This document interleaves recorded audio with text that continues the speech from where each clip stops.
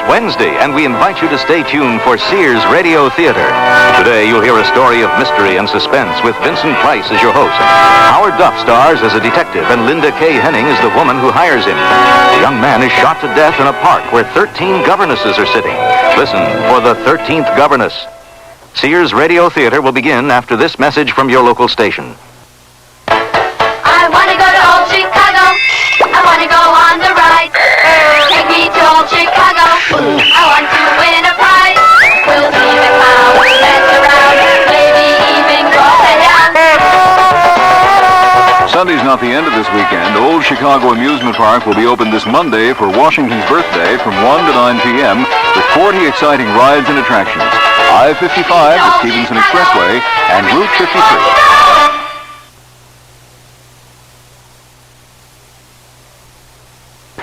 It's 8:34 now. The temperature in Chicago, 27 degrees. The outlook for the rest of the night, temperatures steady or rising with periods of freezing drizzle. Tonight on the CBS Mystery Theater, the president of a plant building nuclear reactors suffers a loss of memory for one day with serious consequences. Russell Horton stars in the CBS Radio Mystery Theater presentation, The Missing Day, tonight at 10:30 here on WBBM News Radio 78. This is Vincent Price.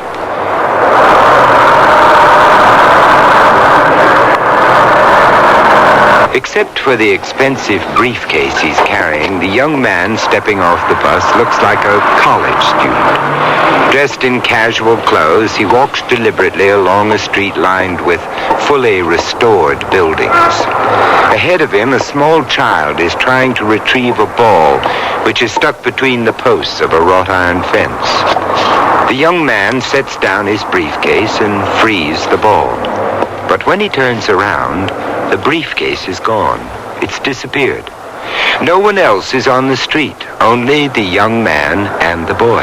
And oh yes, there, turning the corner, a figure dressed in white. A nurse, perhaps. Or a governess, since she's pushing a baby carriage. The young man hurries after her, but when he reaches the corner, the governess is gone. He crosses the street to a small green park. And there sit 13 governesses, alike in their white uniforms. And before each of them is a baby carriage. The young man wheels. There on the roof of the building which faces the park, a silhouetted figure aims a rifle. The young man, killed instantly, falls without making a sound. The governesses scatter, a mad rush of baby carriages clearing the park paths. The briefcase is gone. And that's only the beginning of our story.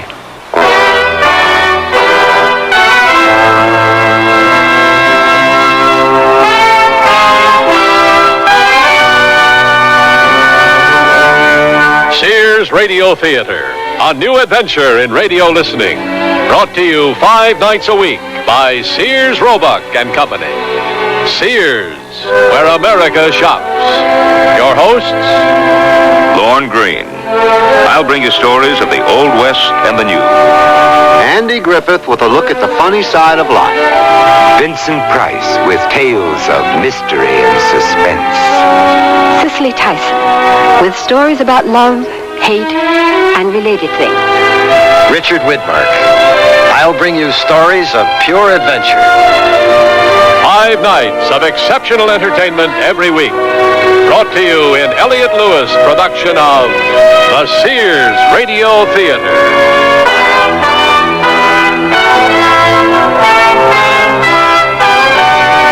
Our story, The 13th Governess, by Elliott Lewis.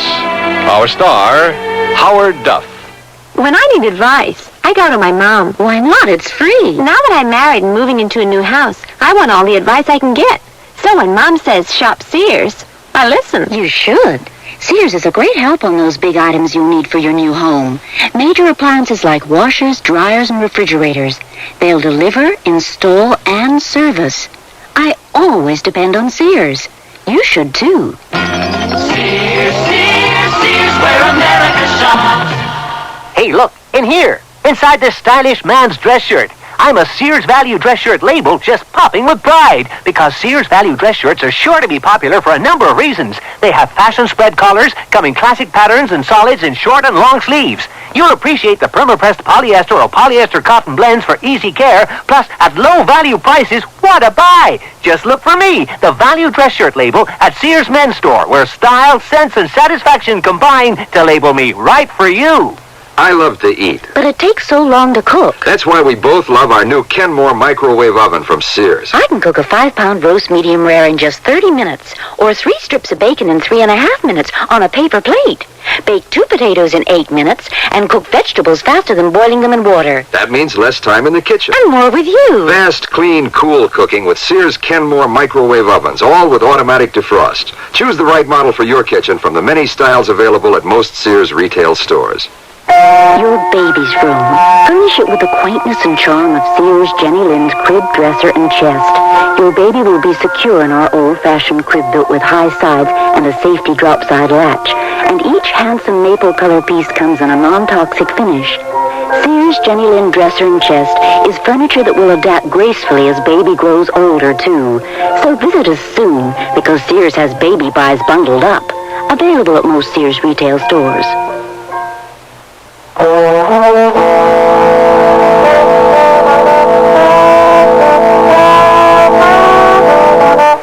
A shopping center, by definition, is a place where you shop for groceries, sundries, medicines, toys, hobbies, and so on and so on.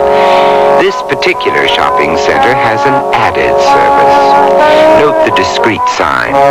Harry Holliday, Private Investigations, Confidential Matters. What sort of a man performs those services in a shopping center?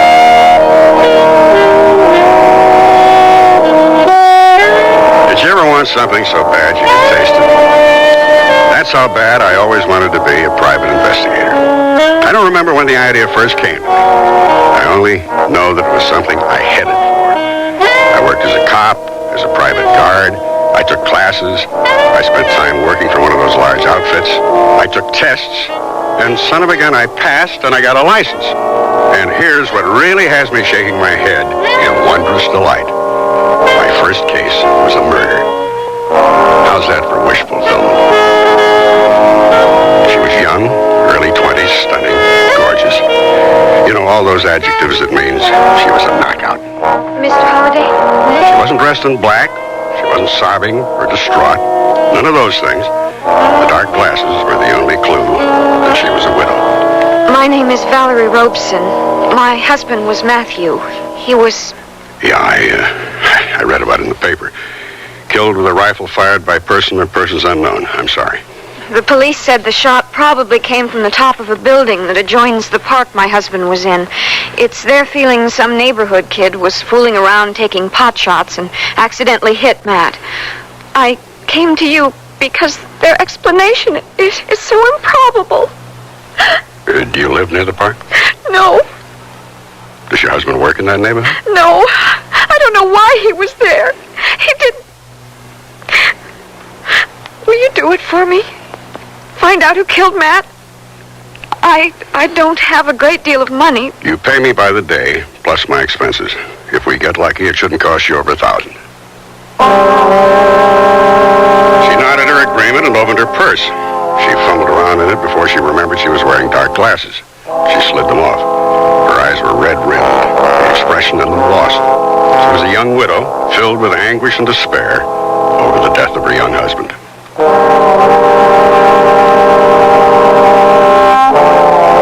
In the building from which the shot had been fired, a cold marble lobby separated door and elevators.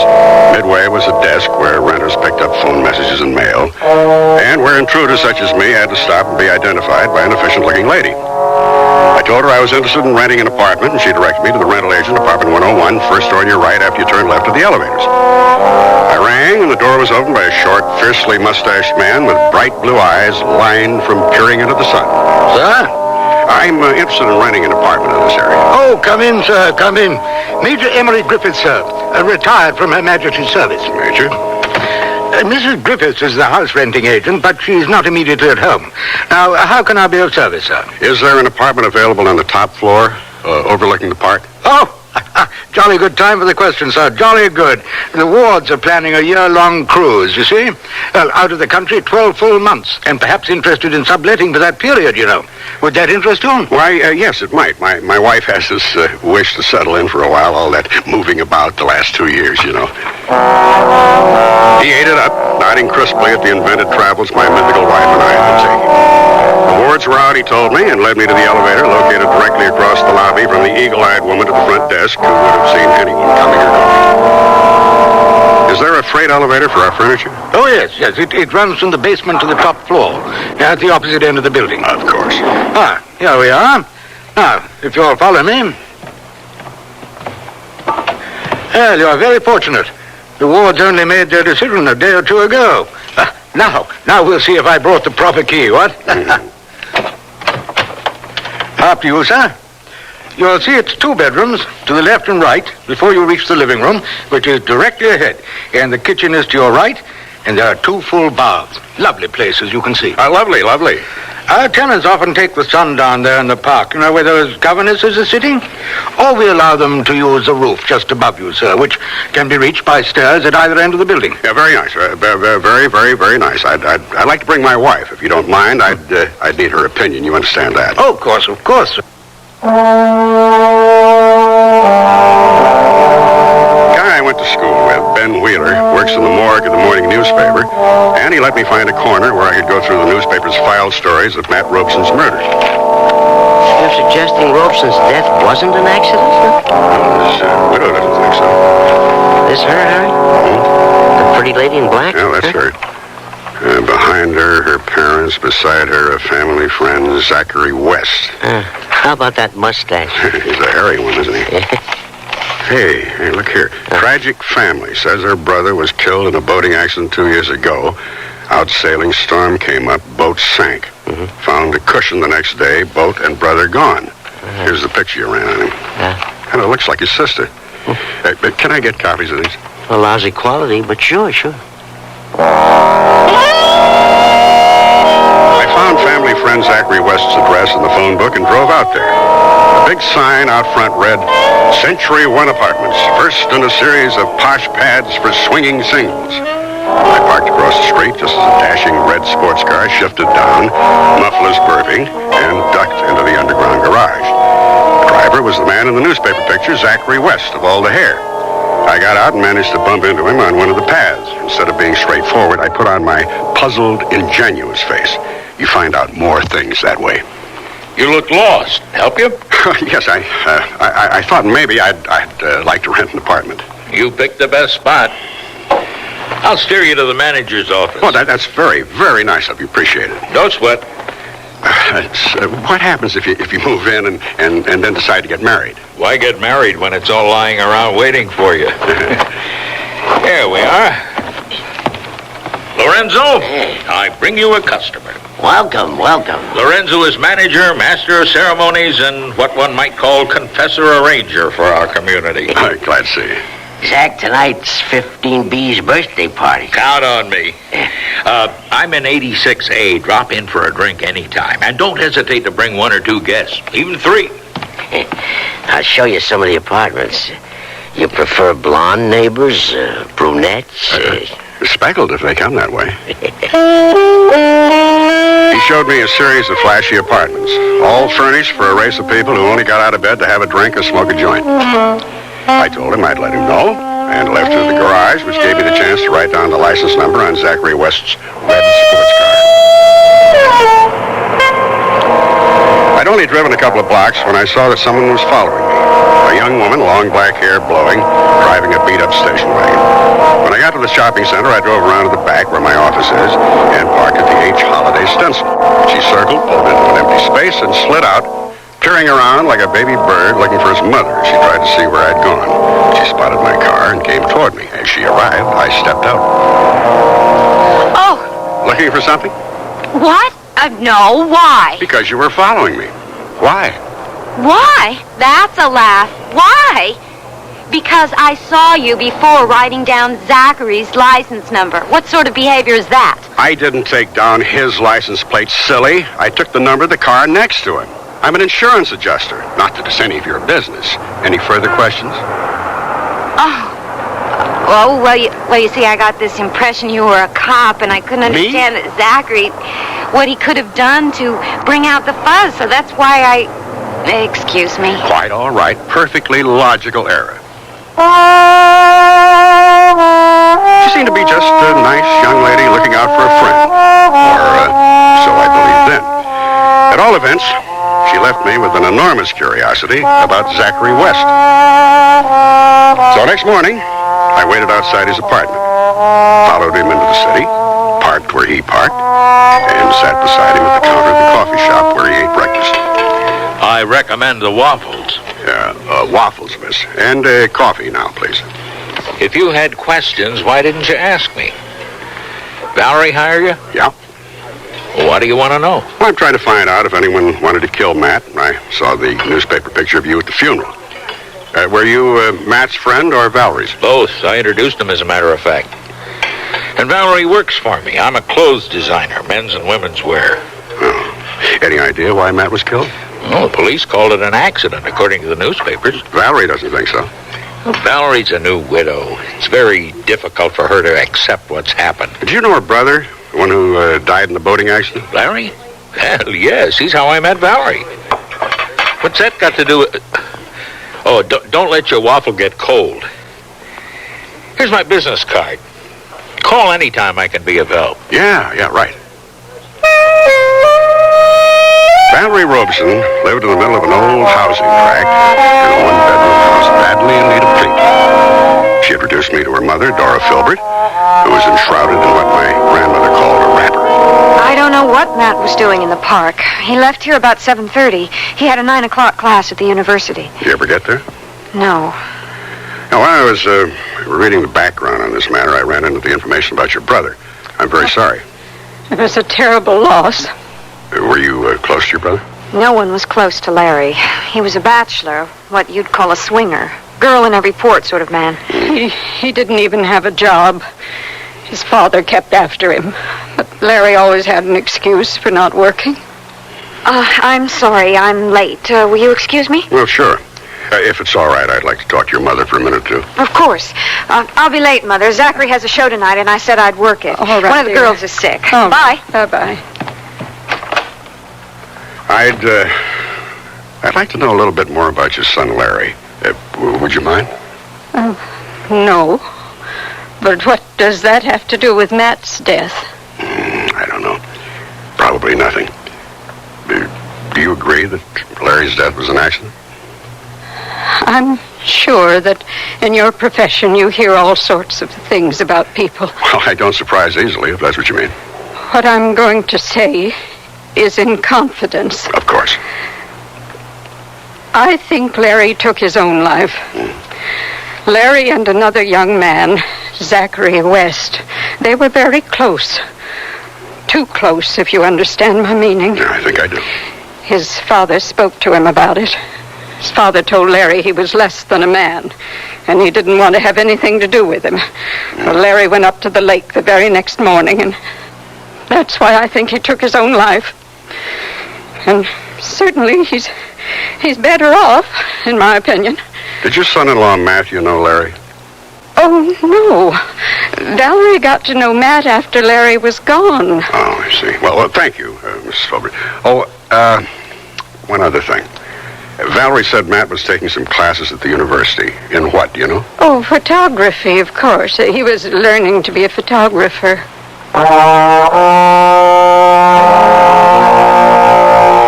Matt's photography instructor had been Norman Fields, a full-bearded, shaved-headed man. I met him in the mall outside the Fine Arts Building. I sat in the sun while he hunkered beneath a tree, rubbing the top of his head. What did you want to know about Matthew Robeson? And why would anyone want to kill that dreadful little twit? His widow asked me the same question. Tell me about it. Well, now, let's see. I suppose you want to know if he was a good student, innovative, questioning, and so forth? Yeah, things like that. No. Although he spent an inordinate amount of time here. Matthew Robeson was a man who didn't even own a decent camera. And yet he was in my class. Now, one must ask oneself, why? Why? Because Matt's own personal interest for what motivated and guided him. His time here was spent in the darkroom. He cleaned it up, set out the chemicals, stacked, sorted the photographic papers, cleaned the enlargers. Any notion why? Oh, sure. He needed a place to develop his own work. Things he didn't want anyone else to see. Pictures. Of course. Did he keep the negatives and prints here? Oh, you mean no one has mentioned Matthew Robeson's attaché case? Why, that was the most obvious and apparent thing about him. He was a scruffy little man, late 20s, skinny, wild clothes, who always walked in a slouch hurriedly. He was never without this attaché case, like a small suitcase, very expensive, never out of his grasp. Well, I would assume that that's where he kept his goodies. Why goodies? Well, Matt Robeson was a man to do anything for a buck, and I mean that, literally. Whatever he was peddling was in that attaché case. Now, it's just a shame you didn't know him. You missed out on a real oddball.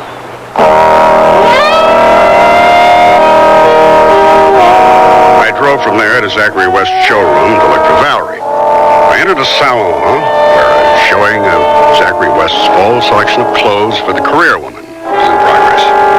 Among the natty outfits on display were wardrobes for lady mail carriers, surgeons, bus drivers, and lawyers.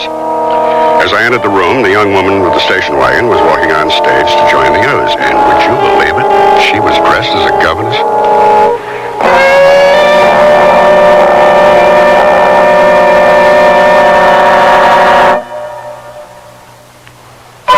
Sears, where America shops, invites you to apply for the Sears credit card. It gives you credit in over 3,600 Sears stores coast to coast. Whether you live or travel in any of the 50 states, there's a Sears store where you can shop for what you need for your family, home, or car.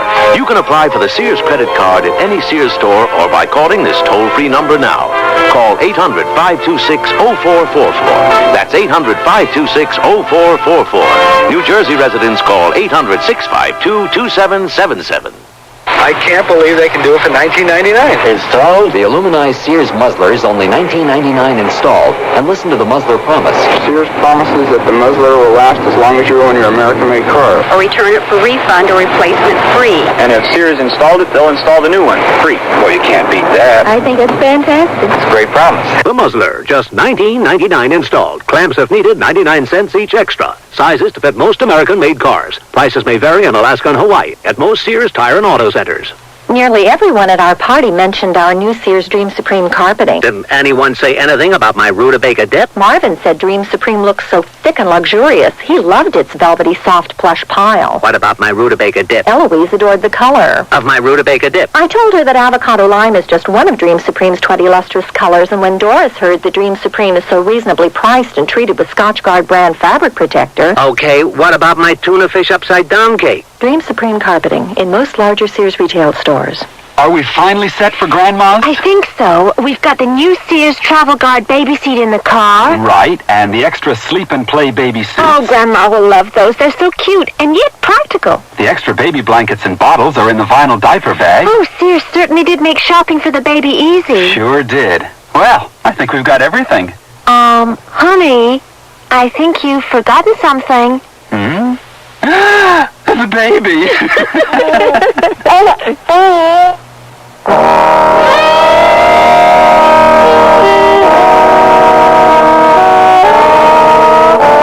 Harry Holiday wasn't comfortable sitting on a folding wooden chair watching a fashion show. But being the gung-ho type fellow he was, he sat there like a little gentleman and took it all in. When the show was over, he bought his client a drink in one of those dark English tavern replicas where patrons hid in shadowy booths tucked into dark corners. His attaché case? Mm-hmm. He wasn't carrying it when he was shot.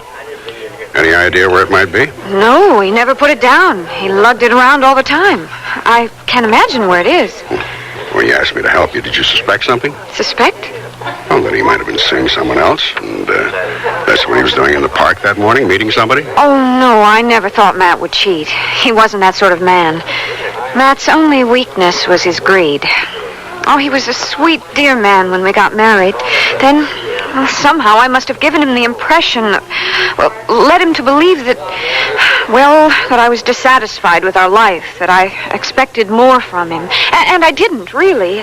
It's just that I kept hoping he'd find himself, stop drifting. That terrible, restless drifting. I don't know why, because I don't find any connection. But I can't help remembering that in the pictures I saw of your brother's funeral, there was no casket. Was he cremated? No, because there wasn't a body. They never recovered it? They told us that often happens in deep lakes. The body is trapped in the boat. We held the services anyway, of course. Oh, yes, of course. The next morning, I called an old Army buddy who worked for the Department of Motor Vehicles and gave him the license plate number of the battered station wagon and asked for the owner's name and address. And then I got a phone call from the answering service, a Major Griffiths, who wanted to speak to me. Oh, that apartment you liked is available. The Major told me. The wards had found a freighter leaving with the tide tomorrow night. Yes, the place needs a bit of cleaning, you know.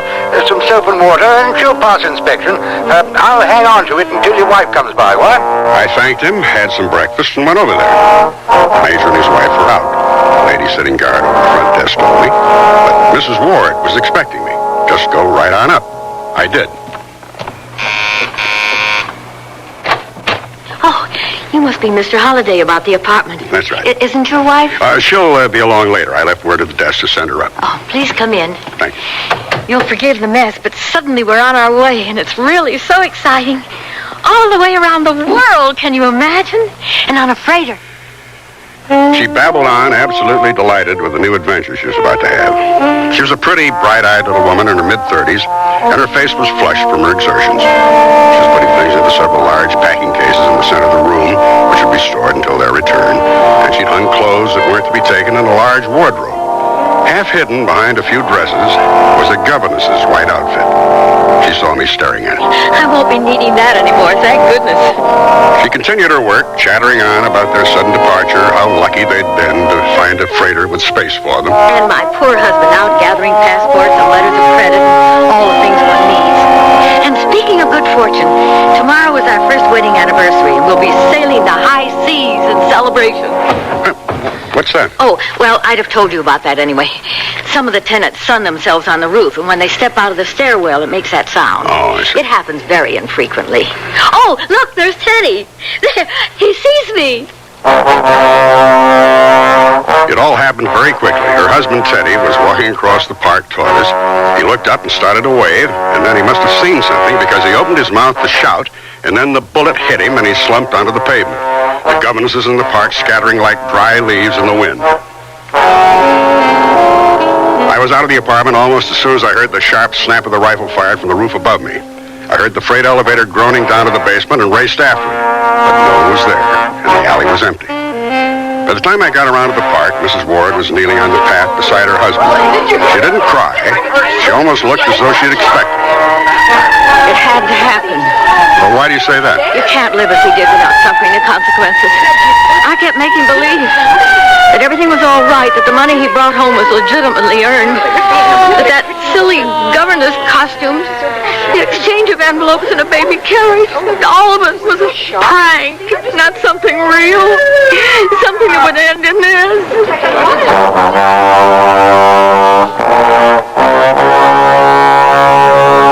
She didn't say anything more to me. She answered questions put to her by the first policeman who arrived, and then spoke to the homicide men. They questioned me, I told them what I'd observed, and nothing more, then ducked out of there. Soon after I got back in the office, the call I'd been afraid I'd get came in. The police just left. We can't believe it. It's been 2 years, and he never... I'd like to come by later in the day. My father's coming down to be with us. Who did it? Who shot Larry? Or, what was he calling himself? Teddy Ward? I don't think they know who shot him. Had it something to do with Matt's death? It happened the same way in the same place. That's what I'm trying to find out.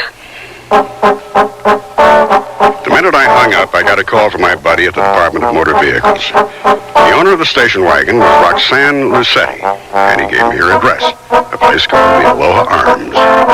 Her apartment faced the court, which featured a postage stamp-sized swimming pool, being cleaned by a tan young man with long blonde hair and an earring. Yeah? What?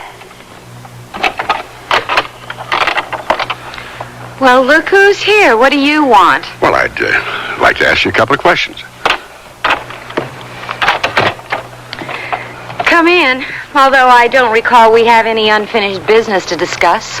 Hey, nice little apartment. Your mother decorated? What's that supposed to mean? Well, nothing really, but everything's sort of square in here, and you seem to me to be more of an individualist. What's the matter with you? You come in here without a how do you do or how are you feeling today, then you start to make critical statements about me and my family. Not critical at all. No criticism implied or intended. What sort of a person are you making fun of me? Hey, come on. Take it easy with that bag. Hey, no! Hey, what do you got in here? Concrete? Come on now. Now, No, fun's fun. Now, give me that. That's personal. Hey! Don't open it! What have we got here?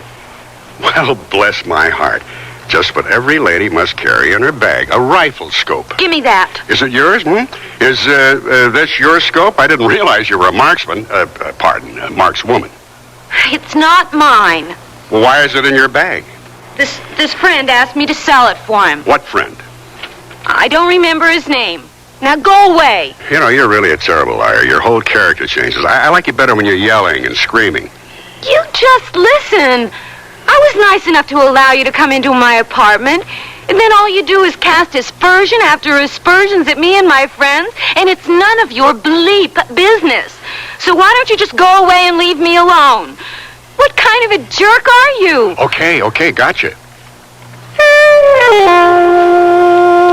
I stopped for a minute outside the door. I couldn't be sure, but I thought I heard her crying. Crying her heart out, as the fellow says.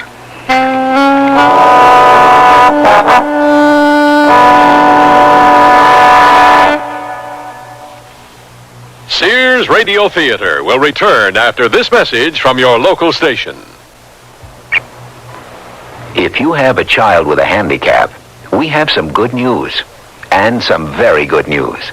The good news is there's a new law that guarantees your child the right to the special education he needs. Evaluation procedures conform to the corresponding requirements in the final regulation of Section 504. But here's the very good news.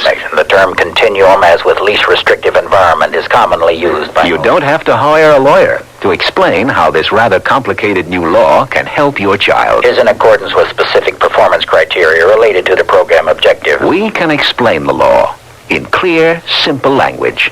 Free. Information under subclause E of Clause 1 of subsection B. The Commissioner there... Just write Closer Look, Box 1492, Washington, D.C., 20013. That's Closer Look, Box 1492, Washington, D.C., 20013. A public service message on behalf of the United States Office of Education. I gained 20 pounds in 2 months. Chocolate and peanut butter. Yeah, I never lost that weight either. With me, it was different. I was climbing the walls, yelling at the kids. I just couldn't live with myself. Neither could Dan, could he? No, not really.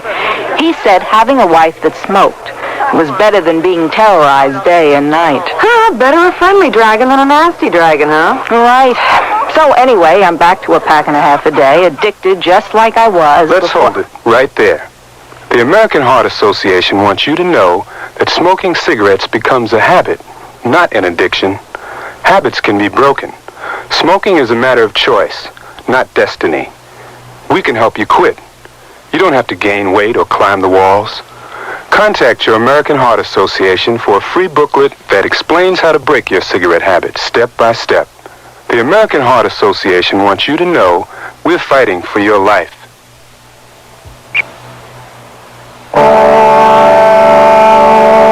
Vincent Price again, and here's the concluding act of the 13th Goveness. I think you can sense death around the place. The Robeson house seemed to be engulfed in it. The house itself appeared to be in mourning, although it probably was only the gray, sullen day. Valerie let me in. Her mother and father were sitting in the living room, coffee cups balanced in their hands, as though they'd forgotten they were holding them. Mr. Filbert was a tall, slender man with thinning hair and steel-framed eyeglasses, who looked as though he might once have been head clerk in a hardware store. After I'd been introduced, they picked up an angry conversation where I'd interrupted them. I mourned him once, Dora. Once is all I got in me. So far as I'm concerned, he died 2 years ago. You killed him 2 years ago? No, I didn't kill him. I didn't.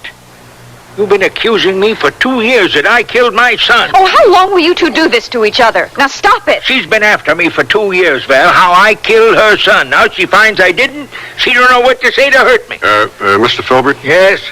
I wonder if we could talk, just you and me. Mother and I'll go into the kitchen. Come on, Mother. Mr. Filbert, why does your wife believe you're responsible for your son's death? The death that never happened, you mean? Because she claims I called him a pervert, and that drove him to take his life. Did you? When a young man don't work and accepts money from men, to my way of thinking, that's perverted. That's what I told my son Larry. His mother misinterpreted what I meant. What did you mean? Larry wasn't never without that camera of his, is what I meant. Yet he didn't want to show me or his family what sort of pictures he was taking. I think them pictures was what he got money for, and I think his camera's what finally got him killed for real. Blackmail? Is that what you're trying to say? That's my opinion. The question yelling for an answer was who Larry Filbert had been blackmailing, as himself and as Teddy Ward. I drove over to the apartment where Mrs. Ward had her personal things hastily packed. I can't stay. I look down there into that pretty little park, and it terrifies me. Ms. Ward, were you and your husband here when the first murder was committed? Oh, I think that's why Teddy was shot. Oh? He saw something that morning, something that surprised him. Yes? He got his camera, the one with the telephoto lens, and he started to take some pictures. We both heard the noise, the thumping sound when someone steps onto the roof, and then this funny popping. Shots? Yes. And the young man in the park fell. The governesses all ran, of course. Teddy dashed out the door with his camera. He came back before the police arrived, and he was laughing. Can you imagine that? We're going to take a trip around the world, he told me. First cabin around the globe, because my ship just came in. He developed his own films, of course. Here? Yes, in here. She led me to a bathroom her husband had used as a dark room, crowded with enlarger, tanks, chemicals, and papers. She searched through a drawer until she found a picture taken with the telephoto of young Matt Robeson in the park just before he was shot. And then she handed me another envelope with another picture in it. This of a man holding a rifle. A picture taken in the alley behind the building near the freight elevator exit. The man was no one I'd ever seen before. Bald as Kojak, wearing thick eyeglasses with heavy black frames, and clean shaven. That's the picture Teddy took after the shooting. You know the man? No, but... You've seen him before, is that it? Yes. Where? In another picture? Teddy said once, "This is your bank account. With this in your hand, you'll never be broke." It's too late to hide it, isn't it? Much too late. She unlocked a drawer at the bottom of one of the cabinets and lifted out a manila envelope. I opened it. Pictures of the same man. In the first, he was drilling a hole in the caulking on the bottom of a small beach sailboat. In the second, a night shot, he looked with surprise and fright into the camera flash. It was winter. Some snow could be seen in the street in what seemed to be a suburban neighborhood. The man stood beside an automobile. A small object lay on the ground beside the car's right front wheel. I asked Mrs. Ward if I could take the pictures. Of course, it doesn't matter anymore. Well, why did your husband photograph the young man in the park? He was surprised to see him there. Well, I don't think I understand. Well, the only other times he'd been there was when I wore my governess outfit and traded envelopes with him. It was strange because I wasn't there, and the young man wasn't carrying his attitude case. Did your husband say anything? Yes. And I thought it was odd. Do a friend a favor, he said, and look at the greedy little Dickens.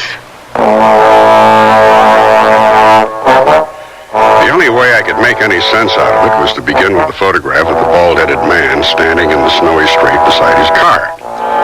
At the university, Norman Fields opened one of the dark rooms for me and made a new negative of the old picture Teddy Ward had shot.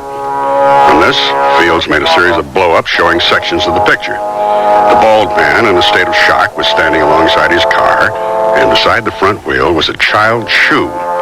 By lightening the printing tone, changing the contrast, what's called dodging, you were able to see under the car. And there was a crumpled bicycle and the hideously mangled body of a child.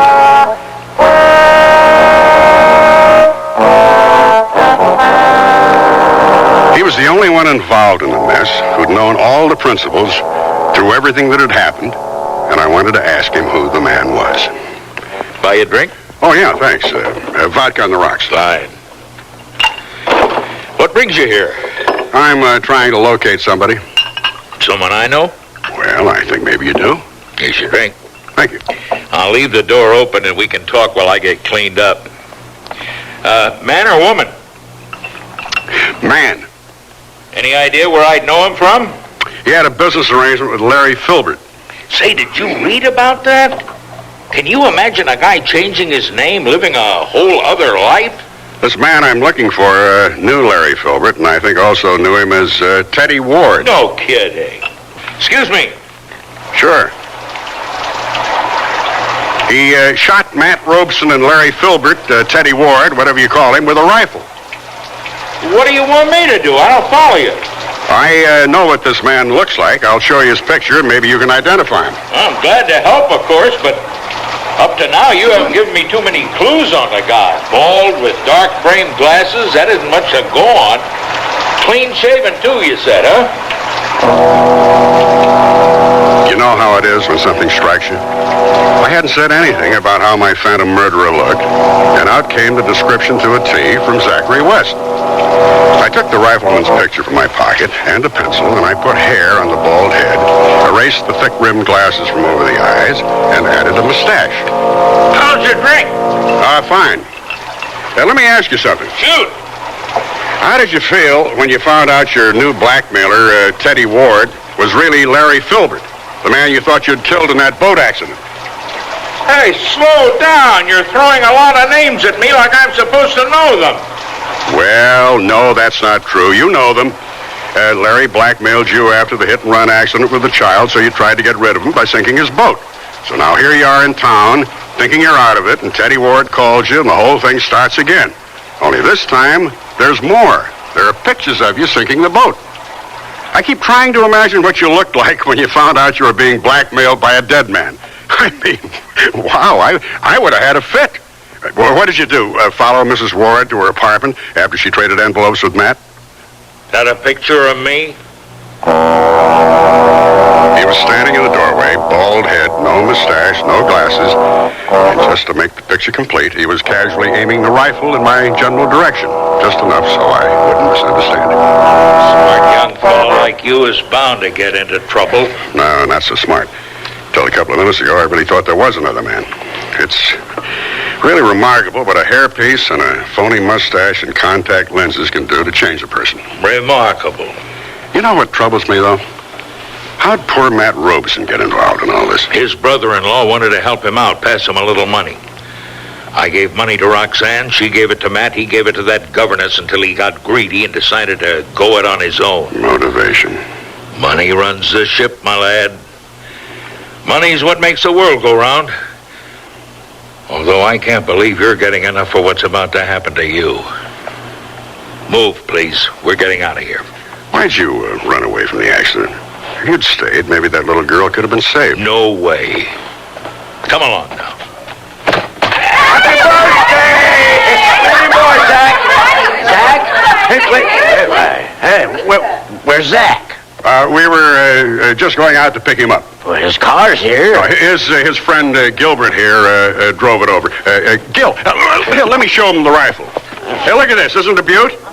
Bought it for Zach for his birthday. Come on, Gil. We better get going. Hey, you guys will bring Zach to his party, won't you? I mean, we got all his booze and food and, you know, the trappings, little foxes, all sizes.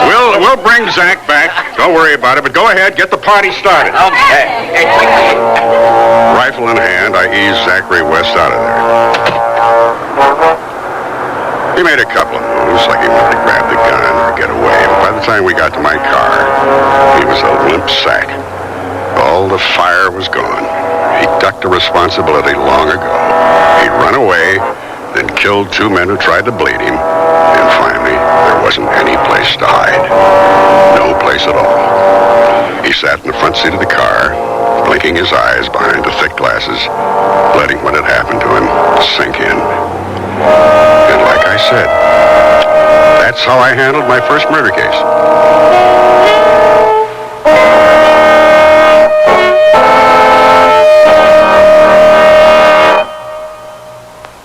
Generations ago, families dined by the warmth of the open hearth. Today, Sears rekindles this spirit with its open hearth dining room furniture. Faithfully rendered early American designs and careful workmanship give it an heirloom quality.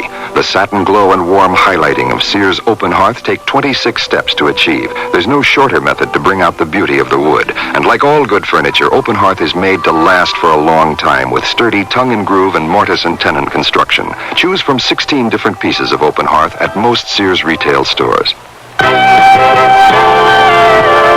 Want to buy some radios, but tires all look the same. You've got to have good feelings, you've got to trust the name. You know our reputation, remember what we said. When Sears is behind you, you come out ahead. Hey, look, in here. Inside this stylish man's dress shirt, I'm a Sears Value dress shirt label just popping with pride because Sears Value dress shirts are sure to be popular for a number of reasons. They have fashion spread collars, come in classic patterns and solids in short and long sleeves. You'll appreciate the perma-pressed polyester or polyester cotton blends for easy care, plus at low value prices, what a buy! Just look for me, the Value dress shirt label at Sears Men's Store, where style, sense, and satisfaction combine to label me right for you. I sell draperies at Sears. Yesterday, a lady came in and said that she'd been in and out of about every store in town looking for draperies and at this point didn't know what she wanted anymore. I asked questions about her tastes and decor and then made suggestions. She was thrilled. She found what she wanted and learned a little too. It made me feel good to know that I helped her out. Sears people are friendly people who help you find what you want. Sears, Sears, Sears, where America shops.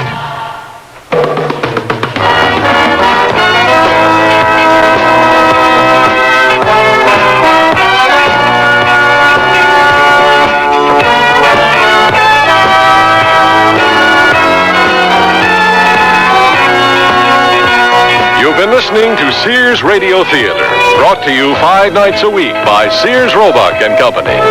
Sears, where America shops. The 13th Governess was written, produced, and directed by Elliott Lewis. Your host was Vincent Price. Our star was Howard Duff. Also heard were Linda K. Henning, Deborah Wally, Leorine Tuttle, Marvin Miller, Ben Wright, Sidney Miller, Peggy Weber. The music for Sears Radio Theater was composed and conducted by Nelson Riddle. Art Gilmore speaking.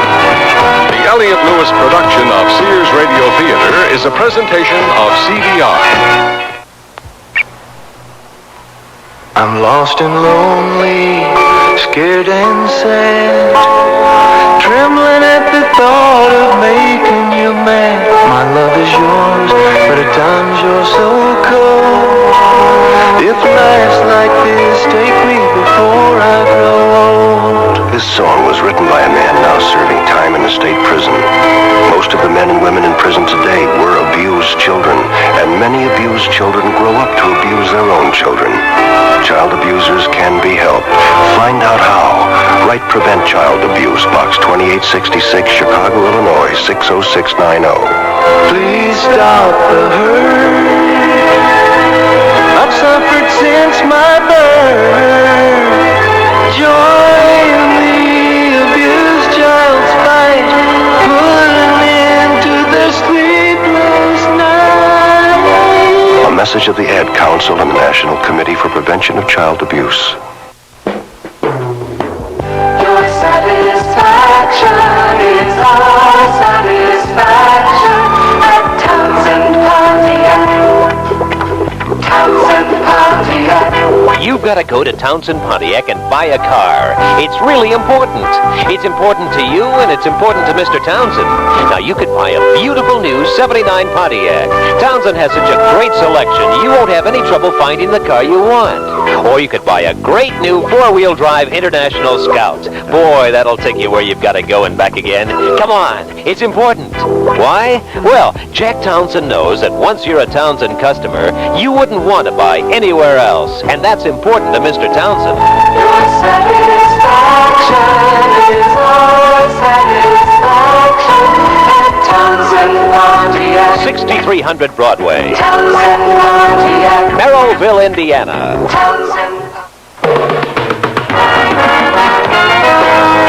Cicely Tyson will be your hostess tomorrow for a warm-hearted story of two young people trying to help two elderly ladies find a suitable rest home. Our original story is called This Home is Dissolved, so be sure to tune in to this station tomorrow to hear the Sears Radio Theater.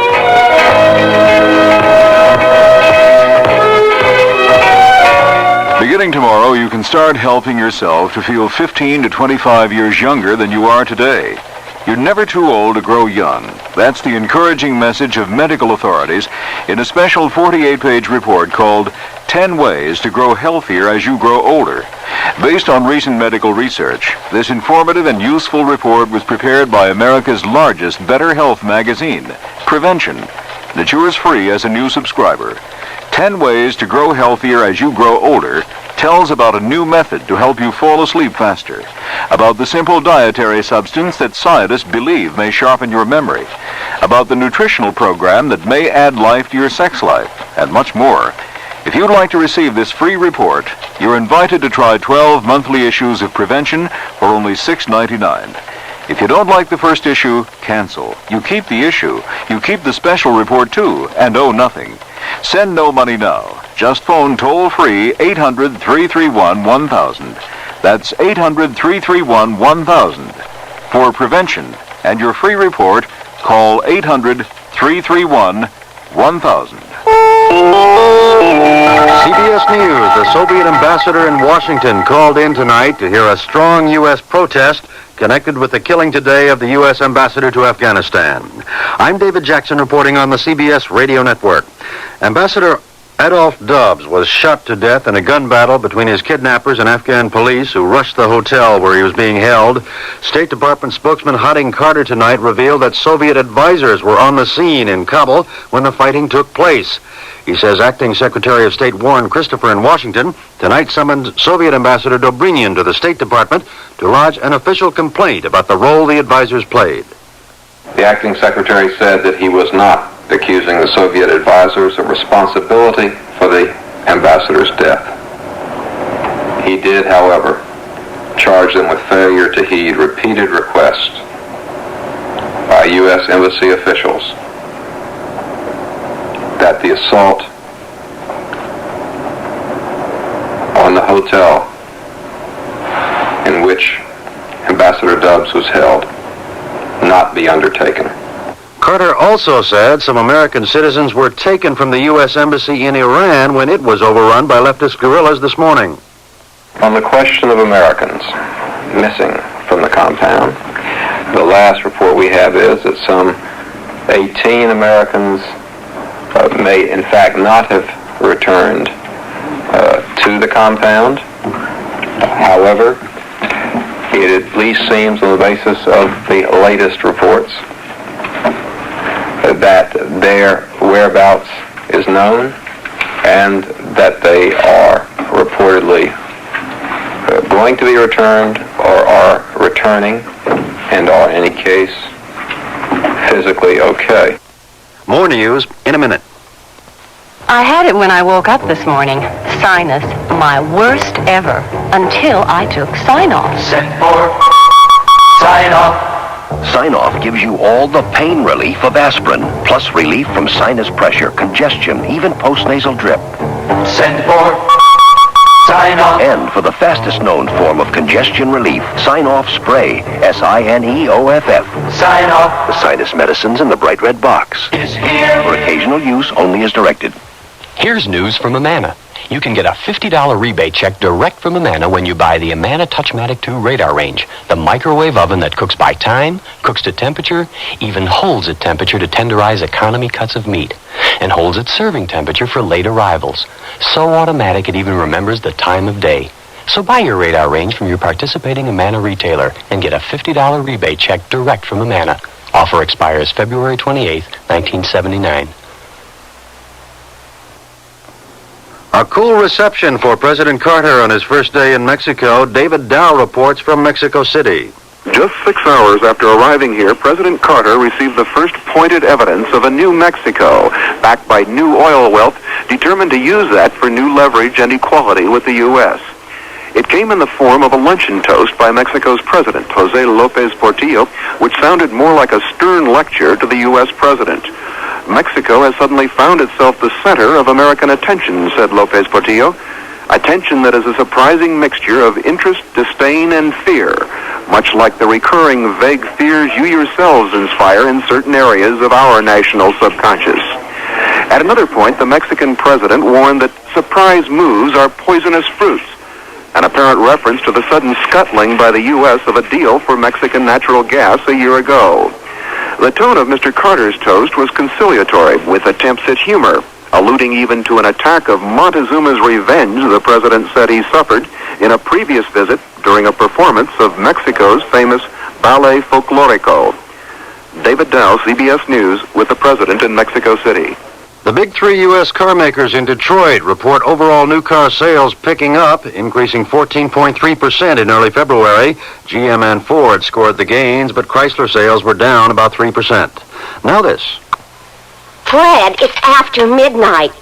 Oh, look what you've done. Will you stop eating and go to bed? You'll never get up in the morning for work. I can't get to sleep. I took an aspirin, but I'm still wide awake. Well, what did you expect? Aspirin's for headaches. You need a sleeping aid to help you fall asleep. I'll get you some Compose when I go shopping. Some what? Compose. Go to bed, will you, while I clean up this mess? Headache? Take aspirin. Sleepless night? Take Compose. C-O-M-P-O-Z. Taken as directed before you go to bed. Compose actually helps you fall asleep when you want to fall asleep at bedtime. So what else happened at the office today, Fred? Did you get the order for that new job? Fred? Fred, you asleep? That's Compose for you. Headache? Take aspirin. Sleepless night? Take Compose. C-O-M-P-O-Z.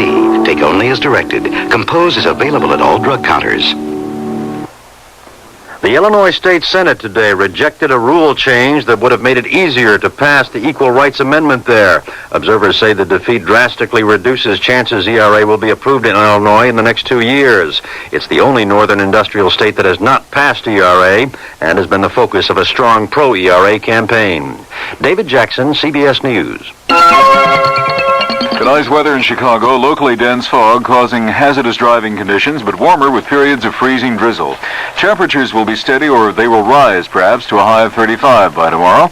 Tomorrow we expect more freezing drizzle, becoming just plain drizzle, and snow likely by evening. Then on Thursday night, snow continuing with several inches accumulation possible, windy with blowing snow, and bitterly cold with lows 0 to 10 below. Friday, chance of snow flurries again at a high around 10 degrees. It's 27 degrees at all the reporting points in Chicago. The humidity's 100%. The wind east, 7 miles per hour. First in news, we're CBS News Radio 78, WBBM, Chicago. It's 9:32. This is Alan Bickley on News Radio 78. In the news tonight, I-57 murderer Henry Brisman, now serving a 1 to 3,000 year prison sentence, has been indicted by a county grand jury on charges of murdering a fellow inmate.